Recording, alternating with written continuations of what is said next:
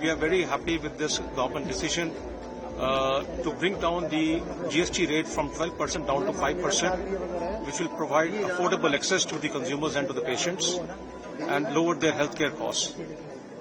More importantly, for manufacturers who were getting extremely worried about inverted GST structure, whereby we are paying 18% GST on our inputs, whereas now we will be charging 5% GST on the output. For this, the government has assured that we'll be getting GST refunds in 7 days' time.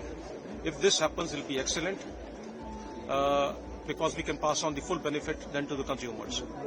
Additionally, we have been requesting the government to provide GST refund like it's been done by Canada, Australia and Singapore on the GST we pay on our services and on the GST that we pay on the capital goods that we procure for our capital expansion. If this is also done, it will be great for the medical device sector to make us globally competitive. Sir, how do you see this? This is the 11th international exhibition and several countries is participating. So, year on year, you can see that this exhibition and event is growing.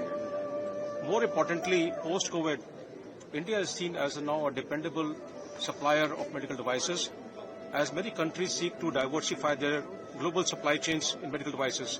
Nobody wants to be dependent on a singular country like China, and India is seen as a good alternative. It is for us manufacturers now to step in and to build up brand India, and this exhibition provides a great footing. Indian exports have crossed $4 billion. Our consumables exports and disposables exports have now overtaken our imports.